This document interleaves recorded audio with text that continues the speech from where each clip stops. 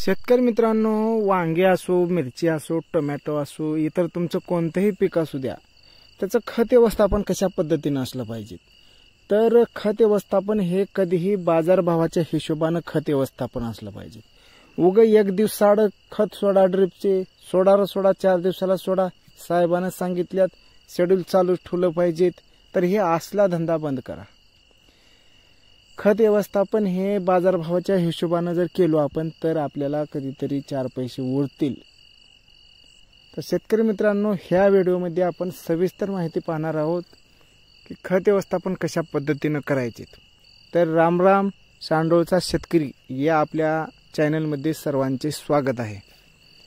तर शेतकरी मित्रांनो, बऱ्याच शेतकऱ्यांच्या कमेंट येतात की खत व्यवस्थापन कशा पद्धतीने करता तुम्ही जे खत व्यवस्थापन करता ते आम्हाला सांगा. तर शेतकरी मित्रांनो, खत व्यवस्थापन करत असताना त्याचा विचार लागवडीपासून करणं गरजेचं आहे. आणि लागवड करीत असताना आपल्याला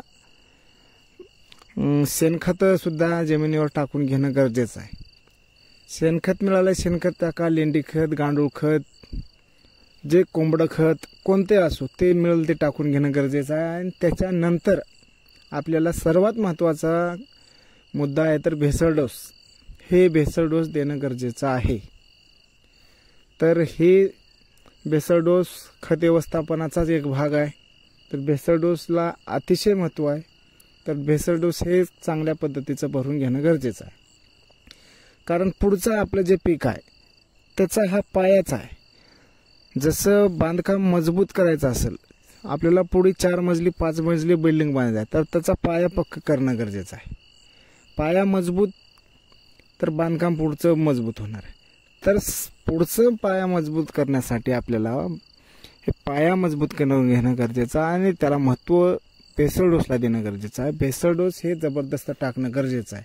आणि त्याच्यानंतर आपल्याला लागवड केलो की तिथून पुढचं जे खत व्यवस्थापन आहे लागवडीच्या नंतरचं, तर ते खत व्यवस्थापन आपल्याला टप्प्याटप्प्यानं बाजारभावाच्या हिशोबानं आपल्याला करायचं.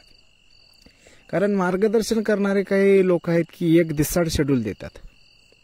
एक दिवसाड शेड्यूल आहे, ड्रिपचे खातं सोडा, एक दिवसाड सोडलंच पाहिजे. साहेबांना सांगितलंय म्हणणार, लोक इकडे एक दिवसाड सोडणार किंवा 4 दिवसाला एक बार सोडणार.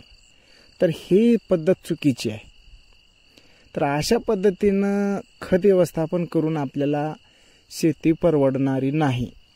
आपल्याला कुठंतरी पुढचा विचार करूनच आपल्याला त्याच्या पद्धतीनं खत व्यवस्थापन करणं गरजेचं आहे. कीकडे आता थोडं मार्केट उचलालंय, आपल्याला सोडलं पाहिजेत हा अंदाज घेणं गरजेचं आहे. उगाच सांगलाले साहेब सोडा एक दिवसाड म्हणलेल्यात, मग आपण सोडायचं का?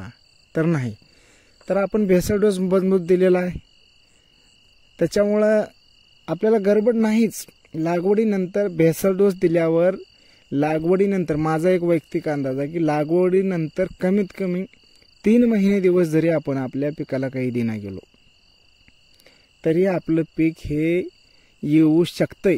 आणि आणलेल्यात आमचे गुरुवारी बालाजी साहेब लोकरे यांनी जर भेसळ डोस भरला टोमॅटो पिकाला तर 3 महिन्याच्या कालावधीत होऊन जातो. टोमॅटो प्लॉट संपून जातोय त्यांचा. पुन्हा त्याने लिक्विड खत वापरतच नाहीत. का येत नाहीत पिके? माझा एक वैयक्तिक मत आहे की आपण ड्रिपचे खतं देऊ नये असं माझं म्हणणं नाही.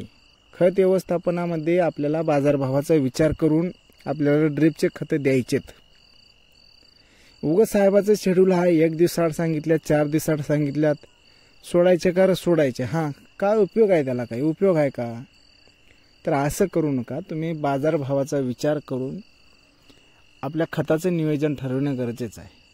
थोडे भाव वाढलेले आहेत. भाव वाढलेल्यावर आपल्याला बी थोडा पाऊर येते घालायला, तर बिनधास्तपणे घालू शकता. पण उगा एखाद्याचा ऐकून जास्त खर्च करून आपण भलबक्कळ उत्पन्न काढून त्याला बाजारातच कोणी घेणं गेल्यावर त्याचा फायदा काय होणार आहे मला सांगा की? तर शेतकरी मित्रांनो, अशा पद्धतीनं खत व्यवस्थापन केलं पाहिजे असं एक माझं वैयक्तिक मत आहे. जर व्हिडिओ आवडत असतील तर व्हिडिओला लाईक करीत जावा. भेसळ डोस भरपूर भरा बेडमध्ये, जबरदस्त. त्याच्यामध्ये NPK आलं पाहिजे, दुय्यम अन्नद्रव्य आले पाहिजे, सूक्ष्म अन्नद्रव्य आले पाहिजेत, सगळ्या पद्धतीचा असा एक बेसल डोस तयार करा. असा जर बेसल डोस दिला तर कमीत कमी आपल्याला 60-70 दिवस तरी ड्रीपचे खतं द्यायची गरज पडणार नाही. बाजारभाव बघू बघू तुम्ही ड्रीपचे खतं सोडू शकता. व्हिडिओ आवडला लाईक करा, शेअर करा. धन्यवाद.